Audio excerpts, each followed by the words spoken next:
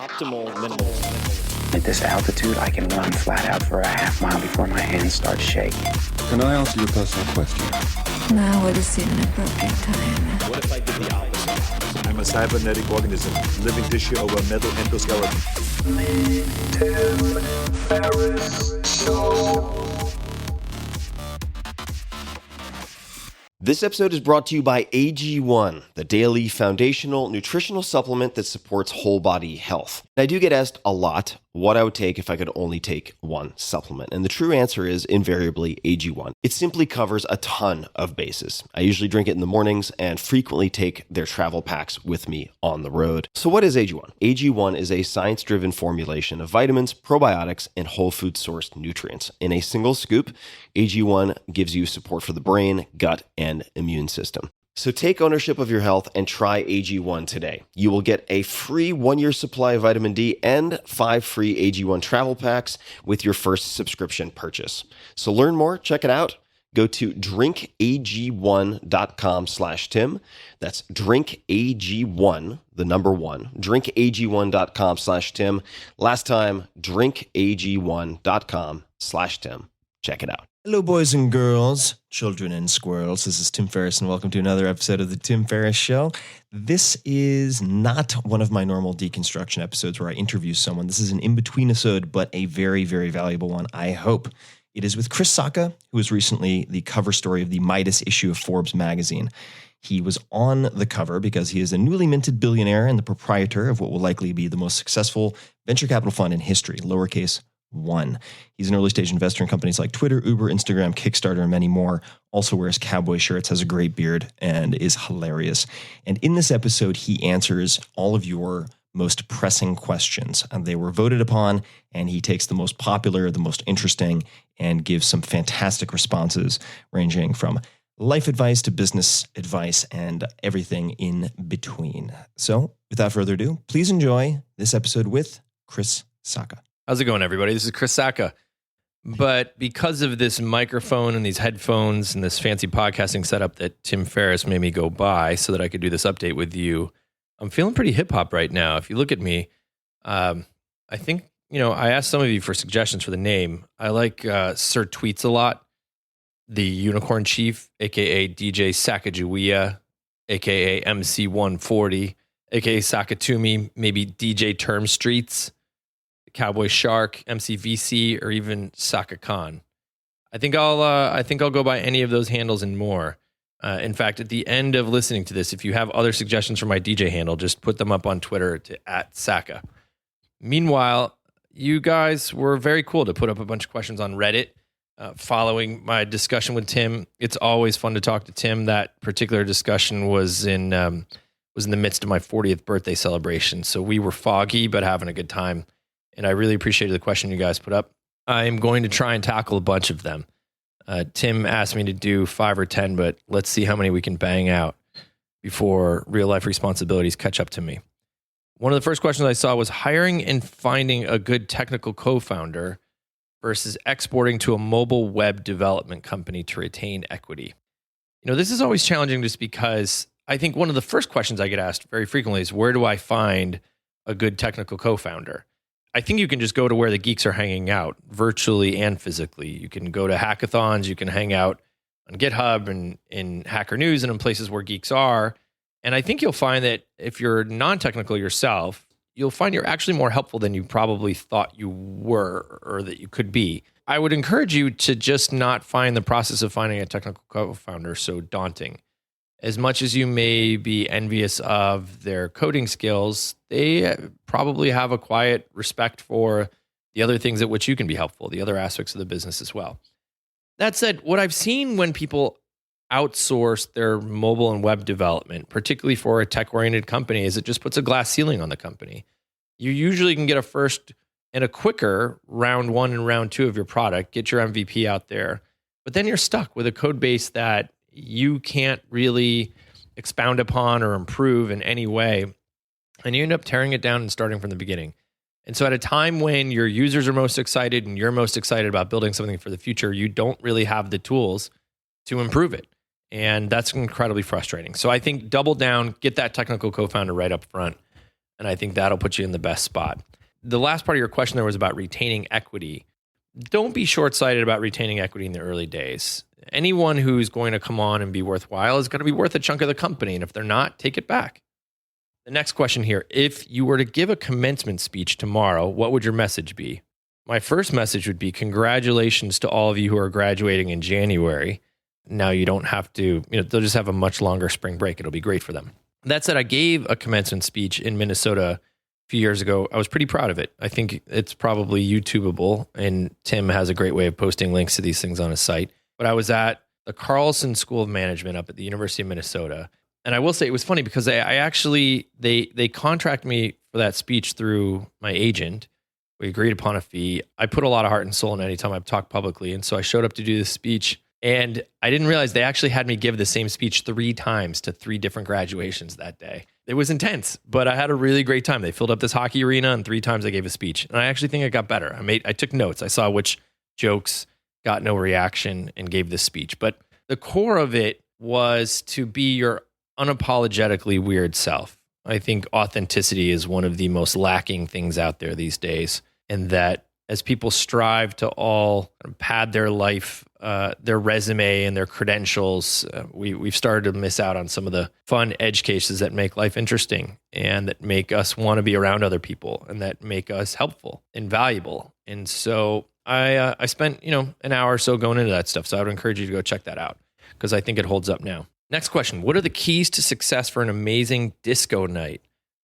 Good memory. When Tim and I did the podcast originally, it was indeed about to be disco night on Necker Island. We were on Richard Branson's island celebrating my 40th birthday, and I gathered a bunch of great friends, and Tim was there. And man, it was just a week of really competitive athletics during the day, intense backgammon and chess matches, debates about the future of tech, a lot of heavy drinking and partying and dancing, and you name it. We were lucky to have Richard Branson and a bunch of fun people there with us. What I found from over my years of going to parties either that I've hosted or that other people have hosted, if you could bring one thing to make for an amazing party night, it's wigs. Seriously, go to Amazon right now and order 50 mullet wigs. Mullet wigs change everything. I was at a party recently, a good buddy of mine's 50th birthday party, and the crew that he had there was a mix of people. Some were serious business associates, others were kind of really fun, aggressive party people. There were some athletes, some artists. They were from all walks of life, different cultures too. And I brought a bag of 75 or so mullet wigs, and I just opened it up and I laid them out on a couch, kind of off to one of the sides of the party. It was amazing. It didn't take 15 minutes before people found their way over there. And I mean, even some of like the staid financial people went over there, found themselves a mullet wig that they felt best represented who they are and what they stood for. Maybe it was a Dog the Bounty Hunter style. Maybe it was a real short long. Maybe it was just a bandana that had a rat tail coming down off the back of it. But everyone had an opportunity to express themselves, and the party just kicked up a notch. It's incredibly inclusive. And what you'll find too is they're even great for women. So like a brunette will put on a blonde mullet wig, vice versa. It's fun. So the key to an amazing disco night, because you asked, mullet wigs. What are the cases where a startup should not take investor money? I think startups should be very wary of taking investor money if they haven't really checked their guts and made sure that their expectations of what is considered a success lines up with what the venture investors' expectations of success are. There's this whole category of businesses called lifestyle businesses that you'll hear mentioned with disdain in the venture community as if those companies are some kind of failure. So a lifestyle business usually refers to something that's not growing particularly fast, but it's throwing off enough cash for the founder and the employees to live comfortably, and no arguments here. But it's not growing 10x year over year. It doesn't look like it's going to go public anytime soon. So that's a lifestyle business. Generally, VCs look down on lifestyle businesses because they themselves, the VCs, have investors whose expectations are huge stacks of cheddar being passed to them at the end of the VC fund. And so when a VC puts money into a company that evolves to become a lifestyle business, that's a bad result for a venture investor. And yet that might be a great result for you, the founder. In fact, you guys are all fans of Tim. And if you read Tim's books and follow the people he highlights, many of them have successfully pulled off lifestyle businesses work relatively balanced hours, generate income, live by the beach, have some control of your own destiny. That's great. It's kind of like the definition of American success. But that doesn't necessarily align with what a lot of investors are looking for. And so I think you shouldn't take investor money unless you are confident that you and your investors define success in the same way. Which person would you most like Tim to interview? Tim and I talk about this sometimes, and he's approached me about people that he wants to interview, but I have a different take on it. I would like to see Tim interviewed by somebody else. I would like to see Tim interviewed by God. Does that work? Does this sound like God right now? Tim, it's God here. It's been a while. Haven't heard much from you since you started having Sam Harris on the podcast. Anyway, let's dive in. Question number 1. Your fridge is constantly filled with your own blood and urine samples, yet you keep praying to me, asking me to convince the perfect girl to settle down with you. Drawing any correlations here, my little Tim? I think Tim just learned that there are much deeper costs to having your friends buy their own audiovisual equipment for your podcast. So the question was, who should Tim interview? And I think I want to turn the tables on that. I think Tim is an amazing interviewer. He's got a really unique perspective on identifying guests, convincing them to come on the show, the kinds of questions he asks them, what he learns from them and translates to all of us to be able to act on. It's unique in this world. Tim really is one of the best interviewers in media. That said, very infrequently does anyone interview Tim. And as a longtime friend of Tim's, I know where some of the bodies are buried. I've been with him through thick and thin, and I think we have some other fellow friends who do as well. And so what I propose is that we bring back a panel of interviewers from past episodes to turn the tables on Tim and put him under the light and see what we can get out of him. I want to hear what you guys think about that. Hit me and Tim up on your socials, and let's see if that's a doable thing. One of you asked, what's your best advice for getting down to business when it's getting tough, whether that be working a late night or just going for a run? So in my mind, those are two really different categories, but I think I might undertake those challenges differently. In my world, the physical challenge always just seems so surmountable. You can go just get it done. It's finite. You go out for a run and you know how many miles you're going to run, or you run until you stop running. But with more intellectual pursuits, it feels like there's no finish line there. So it's always really challenging for me because I feel like I could always be doing more, and I don't always know when something is done like I do with a physical challenge. I'm even more prone to distraction when I'm doing something that's not inherently physical. So as a result, if I really want to get some shit done, I first focus on the physical space. I want to be out of the way. I want to be clear of visual distraction, of audio distraction. I usually have some headphones on, even if they're not actually playing music. More about that in a second. I make sure nothing else is on the desk. We have people who come and look at my workspace and laugh because there are no papers. I got fax machines out of my life in like 2006 or 7 or something like that. I really don't have things in the space in which I want to get something done. I create digital space for myself, so I turn off all notifications. We have a company called Rescue Time that Tim and I are both investors and advisors in, that has a tool that will just basically shut off all the other distractions for you in your desktop environment. But put your phone on Do Not Disturb. You're not going to miss anything. Music-wise, sometimes I just wear headphones without even focusing on whether there's particularly good music through them. They send a signal, even a social signal. I am not to be interrupted. That said, I know a lot of people put classical music on, but I wouldn't jump to the assumption that that's what works best for your brain. Strangely enough, when I was in law school, a dirty little secret of mine that I ever went to law school and was a lawyer, but I could not sit still through reading the most boring of books. And so I tried a bunch of different music types. And weirdly, what worked for me were Grateful Dead bootlegs. There was something about them, even though they had lyrics, there was something about them melodically that I could just zone out that conscious part of my brain and instead focus on reading the books. For me these days, I listen to a combination of new age and stuff like that, like Andreas Vollenweider, George Winston for piano. But I also have been known to put on hip hop tracks on repeat. And I know that's something that's been discussed in the podcast before. Matt Mullenweg, who's a a good friend and a guy whose company I've invested in, he listens to the same track over and over again when he's coding. I do the same thing when I'm writing. Even for very long things, I will just have a song on repeat.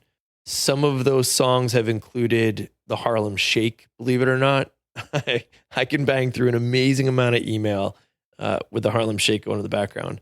I listened to that song Lift Off by like J&B, and I've just put that thing on repeat for over and over again before to get something done. I think I cranked out a few thousand words with that actually in the background. So who knows? But generally, what all of this comes down to is whether you are on offense or defense. And I think that as you survey the challenges in your lives, it's just which of those did you assign yourself and which of those are you doing to please someone else?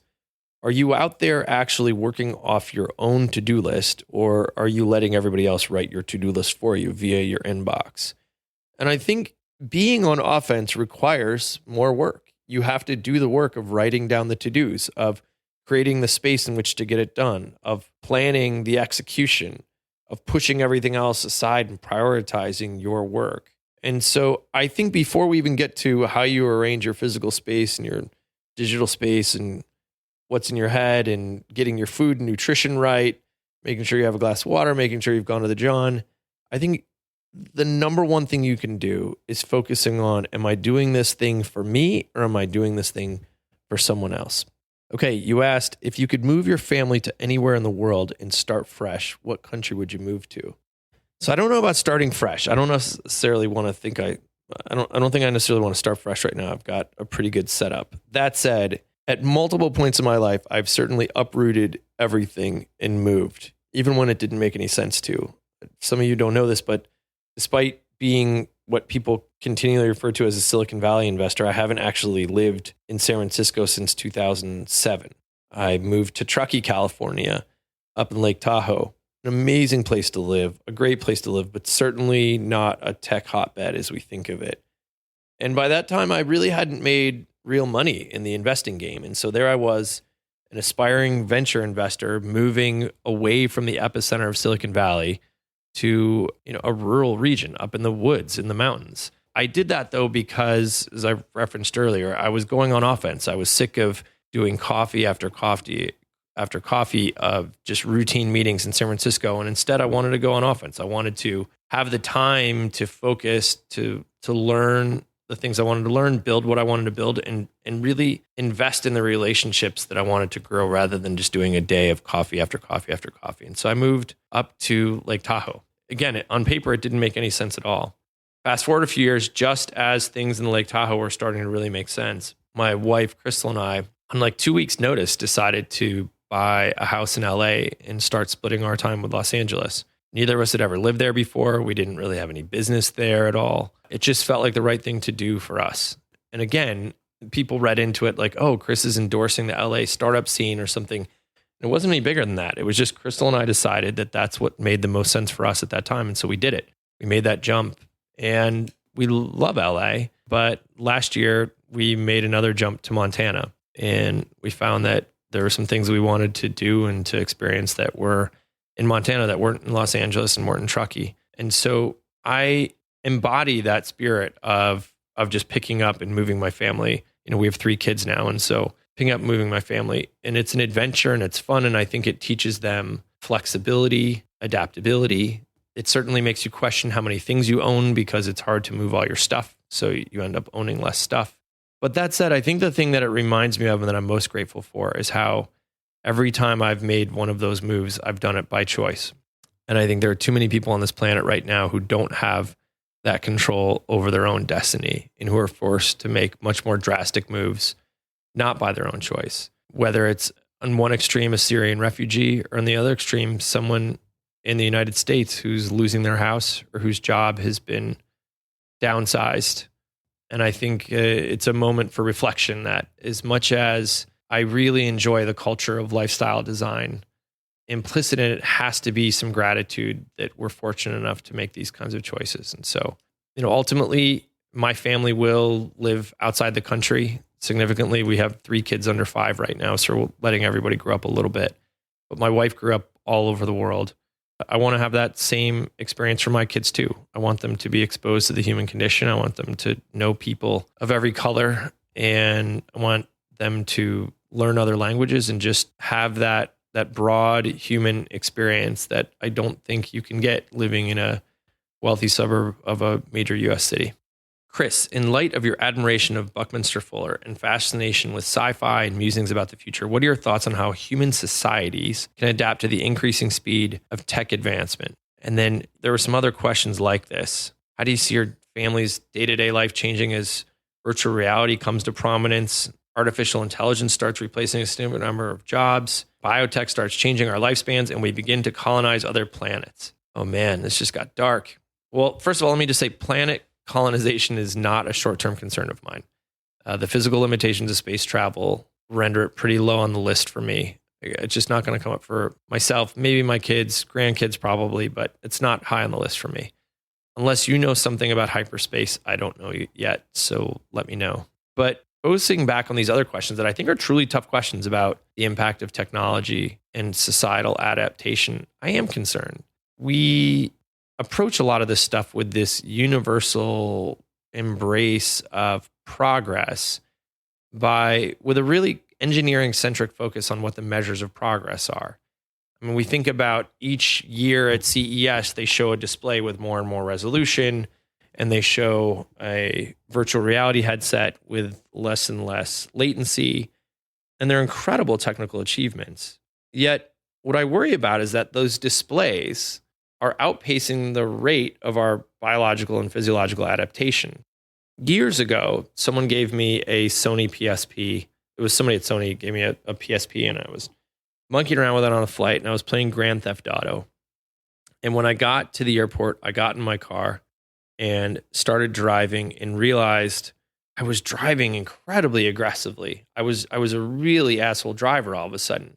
And it was my brain hadn't totally distinguished between the fiction of that game, even though, and again, you know the PSP's tiny screen, weird controls, a lot of latency. But my brain, this neural pathway had been created that told my brain that it confused it. Was that real or was that fiction? And so when I got to the real highway, I was driving recklessly.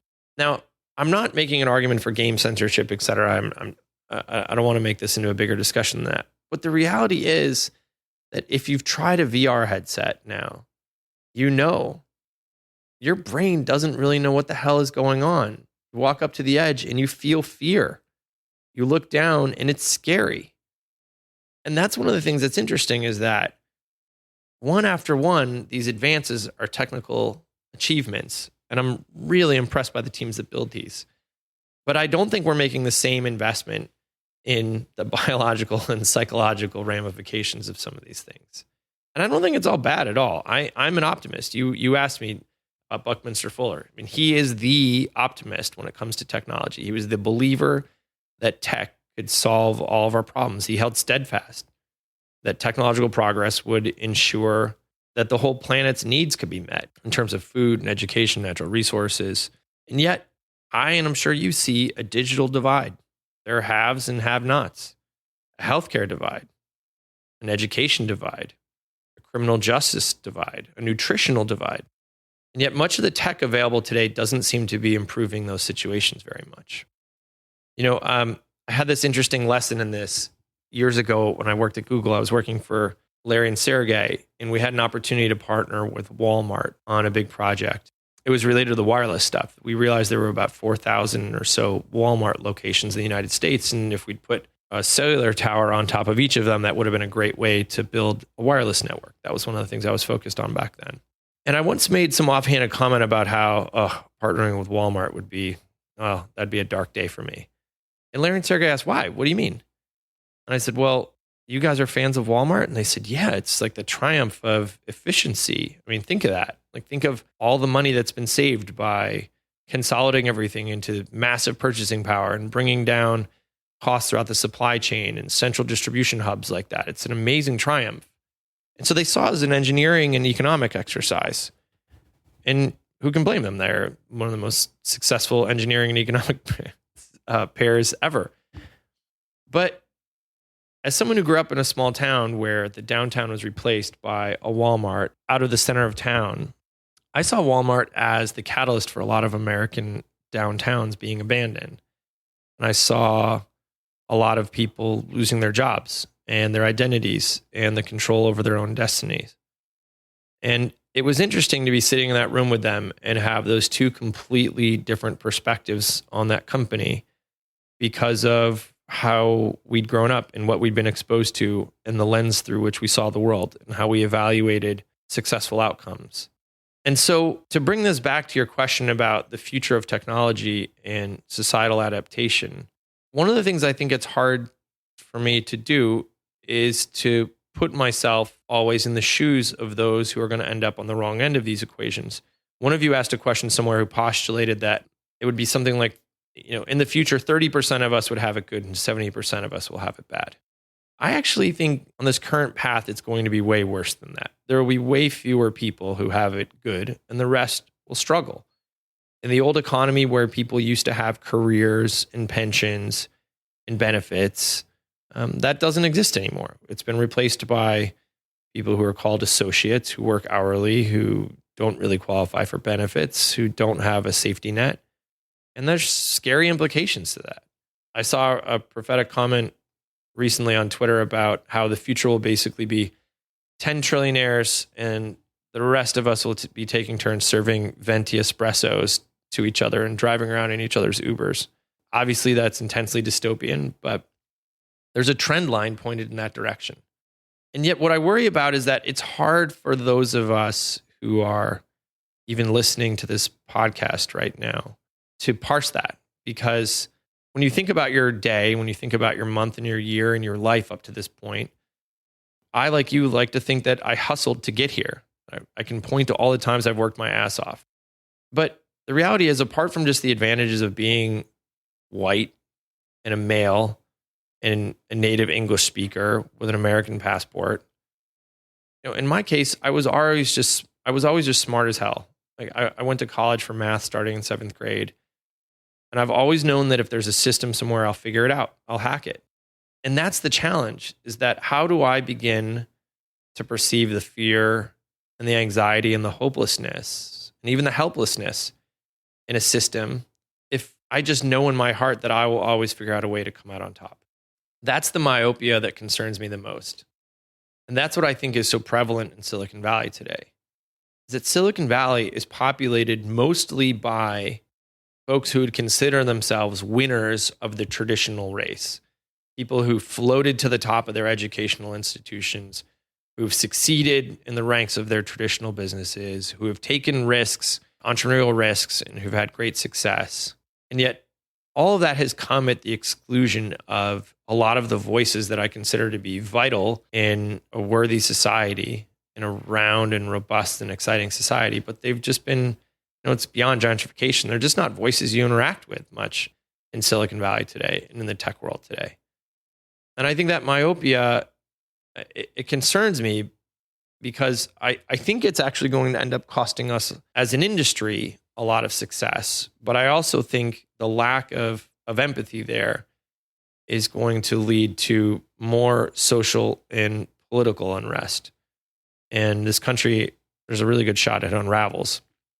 I mean, I'll just say, this leads into one of you asked a question that says, Chris, you recommended 2 books on the first podcast, How to Make Millions in Rising Asia and then the other book's called Not Fade Away, both to cultivate a more empathetic perspective. Why empathy and what got you there? And what is everyone missing? I think I touched on a lot of that already, but as a builder, as an entrepreneur, how can you build something for someone else if you don't have even enough glancing familiarity with them to imagine the world through their eyes? How can you define the feature set? How can you think about pricing? I mean, I don't care about a $4.99 app install, but almost everyone on the planet does. How can you build something with identity and heart if you're building it for an audience you don't really know? Sometimes you can luck into it, and sometimes audiences have problems they themselves don't understand. But there's an incredible amount of empathy, I think, missing in the system today. And I think you don't have to look far to understand why there's so much political discord, particularly when, I think those of us in tech tend to either be progressive or libertarian. But generally within the tech world, there's been a lot of animosity toward those in the extreme right, the anti-science right. And yet I don't think you have to look far to understand where that comes from. You've got a huge group of people in the United States who have basically lost the control over their own destiny. The small businesses they used to run have gone away. They've lost their farms. They've lost their houses. They've lost the ability to plot their own future. When they get up in the morning, committed to work hard, they don't necessarily know that it's going to work out for them. If that were you, you'd probably be looking for scapegoats too. Now, I think some of those scapegoats are misplaced and the blame isn't laid in the right place. But underlying that, though, is a certain amount of empathy. And part of that's because I've gone and spent time with those people and tried to understand their plight.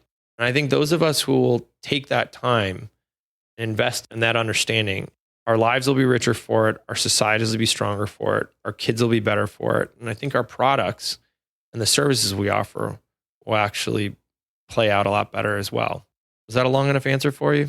Chris, if you were to start your own school to educate youth, how would you do it? What would you concentrate on? How much would you pay the teachers? Is education the answer to the world's problems? Presuppose that you weren't using schools to just train your kid to be successful, with air quotes around it. Think about how the purpose of education up to this point has always been, well, if you do well in school, you can get into a great college. Get into a great college, maybe you'll get into a great grad school, and then you can get a great job. And that has been the basically baseline underlying assumption for our education system for at least a generation now, probably two. And yet, imagine if that weren't the case. I mean, I was lucky. I went to the School of Foreign Service at Georgetown, one of the most competitive schools in the country. And among my peers were kids who went to all the fanciest boarding schools, all the best prep schools, all the best high schools. I went to a public high school. I went there with absolute trepidation that I would just get trampled by these kids. And while their life experiences are certainly more diverse and exciting than mine because they had the money to do all kinds of cool things and they had AP classes and stuff that I didn't necessarily have, spending time with them, I realized that their worldviews were incredibly narrow.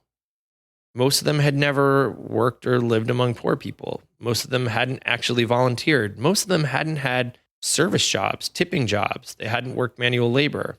Same went on when I worked out in Silicon Valley with top Harvard and Stanford grads at Google and beyond, all across the valley. Same kind of thing. I found people who were incredibly successful with those air quotes and yet had very unidimensional lives. And so back to your question, if I were to start my own school, what if you started a school that presupposed the goal was happy kids? And I mean happy with a capital H. Balanced, thoughtful, compassionate, doers. What if their resume wouldn't ever matter? Some of you have heard me say before that the only people who care about your GPA are people who you've given no other basis to evaluate you. So what if instead you wanted to build an education that fostered interestingness, understanding, action, experience? I don't know what that school looks like, but that's how my wife, Crystal, and I have been approaching raising our three daughters. I've yet to see test scores correlate with happiness. I've yet to even see test scores correlate with learning with a capital L. And so I don't know what I would do to reinvent the education system or any particular school, but it's certainly top of mind for me. One of you asked, can you elaborate on the Ironman you completed in 2008? What real world transferable lessons did you learn? So the Ironman I did, I actually did two of them 5 weeks apart. One was just a training session where I realized there was going to be so much training that day. I was like, fuck it, let's just do the whole Ironman. And then I did a formal sanctioned Ironman a few weeks later. I had a phrase I kept repeating in my head over and over again, which was, tonight I will be in my bed. Tonight I will be in my bed. Tonight I'll be in my bed. And it was something I just repeated to remind me that the pain of what I was going through was temporary. And that no matter what, at the end of that day, I would be in my bed that night. In 2009, I rode my bike across the country. It was a 40-day trip with 35 days of riding, incredibly intense, almost 100 miles a day. And I hadn't trained for it at all. A friend of mine gave me the trip about 2 weeks before it left.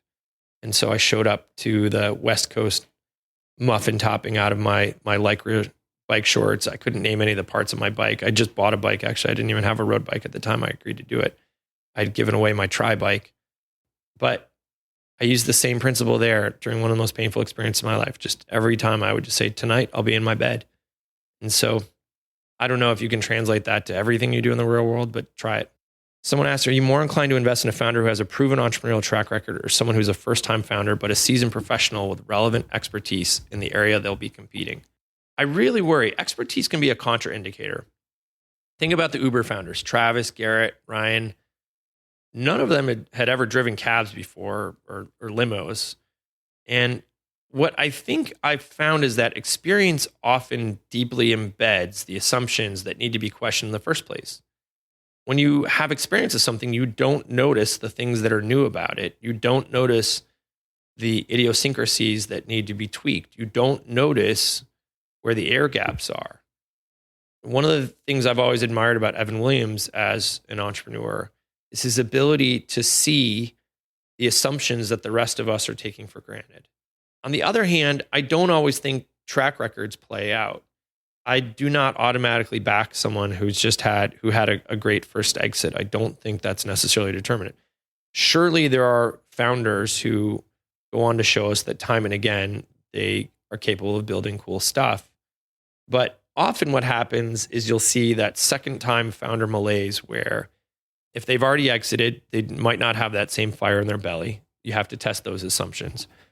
Two, they may keep making every decision based upon what they did the last time around, even though there's new facts this time. They may try and pattern match, and that can be distracting. So be careful about that.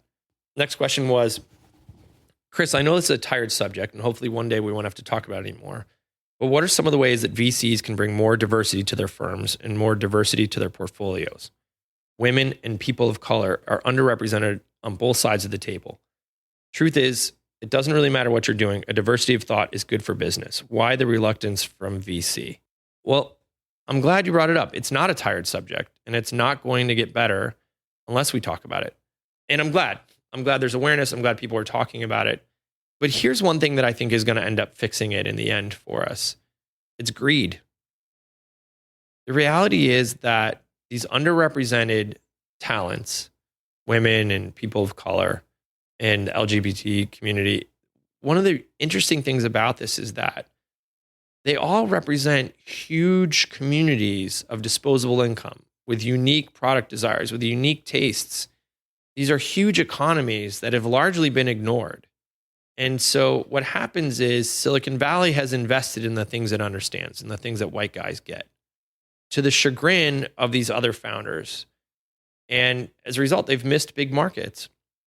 I mean, we get credit for being early Style Seat investors.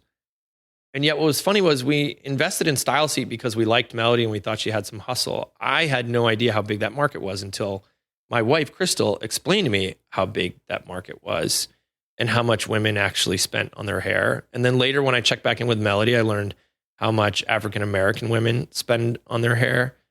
And as a percentage of disposable income, it was huge. And I started to learn about this huge, huge economy. And so I put more money in the company, and then I took her out to help tell the story up and down Sand Hill Road. And she was ignored because most white guys don't pay more than $20 to get their hair cut. And so they have no idea what it costs to get a color, what it costs to get a weave, what it costs to get a digital perm if you have Asian hair. No idea. And so it turns out that's an incredibly successful company going after a huge market. And now there are a lot of white guys who are figuring that out. And the company has succeeded as a result of having, it's led by a woman who's an incredibly successful leader with a dynamic management team of women. And it's going to be a success story. And I think the next time people get approached with a deal like that, they're going to remember that. A similar company that we have called InVenture, it's absolutely revolutionizing how credit works in a mobile environment, particularly in the developing world, led by a woman named Shivani Saroya. Shivani would be easy to underestimate. And I'll bring up just her physical stature by way of this prejudice, but she's like a short Indian woman. And it would be easy in the traditional big, glad-handing white guy venture capital world to just walk past her and say, like, she can't be up to anything incredible. And if I were in a room looking for whose company I was going to invest in, I probably would have ignored her. The circumstances by which we met were I was seated next to her at a dinner, and I asked her what she was up to. And 2.5 hours later, I realized I hadn't taken a bite of my food because as she pitched me what she was working on, it was so amazing. I was incredibly engrossed. I couldn't stop talking to her about it. Ultimately, I became a partner in her business. And yet I saw as she went and told her story to other investors, I really do think they judged her by the cover and didn't take her seriously as one of the most aggressive, ambitious, savvy, and successful entrepreneurs I've ever worked with. InVenture will be a huge company, and it'll be thanks to Shivani, who not only founded it herself, but taught herself to code. And yet I was as guilty as anybody. I really think initially I was judging the book by the cover, and I wouldn't have given it the time of day unless we'd been forced to sit next to each other. And so I encourage everyone to keep building diversity and inclusion programs, to keep putting time into these efforts and to talking about the subject, because it's glaring, and the extent to which we're seeing these communities underrepresented, it frankly just makes for a more boring and starched environment. I love going to InVenture for the board meetings, and you can see if you go to InVenture, INVENTURE, and look at their about page and who works at the company, you'll see it's the most ethnically diverse company maybe in our entire industry. I have the most fun when I go to their offices. I think it's the most collegial and exciting and happy place I've ever been to. I think it correlates. And so when you've got just a bunch of white guys all hanging out with each other, I don't think it's as fun. I don't think it's as rewarding. So hopefully this will continue to get better. But I just want to acknowledge the fact that I think greed will play a role in helping straighten that out. Where can I get some of those sweet shirts? Scully is my brand. I buy them direct from the company now. Well, they send them to me, but vintagewesternwear.com is a good place to go look for all of them. If working in a startup environment, what should one do or focus on to learn and improve as much as possible? I think you should go to all the meetings you can, even the ones you're not invited to, and figure out how to be helpful. If people wonder why you're there, just start taking notes. Read all the other notes you can find in the company and gain a generalist knowledge that your very limited job function may not offer you one day. And just make yourself useful and helpful by doing so. That's worked for me in a few different environments, and I encourage you to try it. Chris, what's next for you down the road a bit? Will you grow bored with the current VC path, or will it fascinate for decades? What would you be doing if you decided to stop investing? Well, it's not about getting bored. Solving problems and competing to make things better is always fun. And if you don't agree with that, this is definitely not the business for you. You should gut check on that. But instead, the current VC path for me can be frustrating. One of the hardest things as an investor is having so much time, energy, money, passion, and even identity wrapped up in a company that you don't actually run. It's exhausting to not be able to make those decisions and yet to have so much at stake. Plus, as these companies get bigger and bigger, yes, it means bigger dollars, more money potentially to be made. But it also means bigger egos, more politics, more pissing matches, more backstabbing. I realized all this a few years ago, and I realized the cost it was, which it was coming for me. I wasn't sleeping very well. I was gaining weight. I wasn't getting the exercise I wanted to. I had high anxiety. And so I actually brought on a partner, Matt Mazzio. Matt not only helped re-energize me a bit, but he was a fantastic partner and really taught me some things about investing and about the companies that were going to be successful. And so a little over a year ago, Matt took over our funds day to day, and I became the chairman of Lowercase. So I actually have stepped back from the VC path and the path that built the business. I mean, I still work on Lowercase every day, but Matt runs our funds. In place of that, I have 3 kids now. I have an amazing wife, a brother who I'm really close to, my parents who I'm close to. I have been there to help my wife on her creative projects, just basically a support role on these incredible scratch and sniff wine and whiskey books she's written. We've worked with partners on restaurants, nonprofit work. I've tried to focus on getting back in shape. That was hampered by a shoulder reconstruction I just had to do. Let me know, by the way, if you know any diet gurus with a favorite nutritional regime. I don't know. I'm out there looking for somebody. But at the end of the day, trying to be away from startups is an exercise in futility, I think, for me. And that leads me to Shark Tank. This season I'm on Shark Tank for a few episodes, and a lot of people have asked me why, as someone who stepped back from the day-to-day of my firm. And I think what I realized is that Shark Tank brought me back to what made me passionate about startups in the first place. It brought me back to a few founders with a great idea, with a product in hand, with early traction, and they want somebody to come on board and help them. And that's something that really lies at the core of who I think I am. I get excited by those ideas. I get excited by that early traction and trying to parse which ones are going to work and which ones aren't. I'm thrilled by the opportunity to be helpful and have a stake in the upside when it all works out. I love putting my money where my mouth is, and I love staking my own brand and energy and reputation on these projects. And the stage of companies that come to Shark Tank they're raw, they're edgy, they're so early still. It just reminds me of my very first days of angel investing when we would sit down at a coffee table at the Brick House Cafe in Soma in San Francisco. And I would just get so thrilled. And I miss that over the years as the business got bigger and bigger and there were more and more lawyers involved, and more accountants and tax people and regulators and filings, back office folks. I just started to lose touch with what was exciting about this business. And so that's one of the reasons why I'm absolutely thrilled to be on the show right now. And I think you'll get more and more of that energy from me as the show goes on, as the season goes on. Anyway, thank you everybody for having me back. It's always fun to talk about Tim Ferriss behind his back. Let's keep this going out on the web. More than anyone else on the internet, I love you guys and gals as a tribe. You're insane. Tim and I talk about this a lot.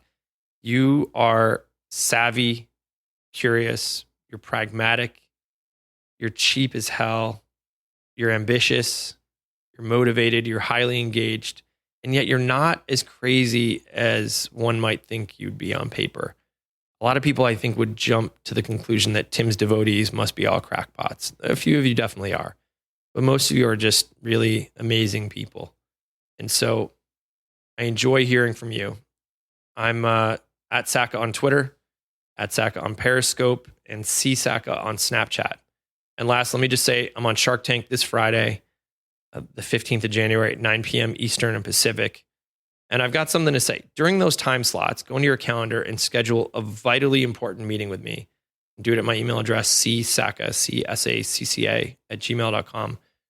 I'll accept your meeting, and we can have a one-on-one, particularly if you give it a name that makes it sound like the fate of the world is riding on it. A few hundred people have done this already, and they're getting a kick out of it. So give it a try. This Friday, Shark Tank at 9. Let's watch it together. I'm sure I'll be on Periscope, and we can live watch it together. All right, everyone. Thank you so much. This has been fun.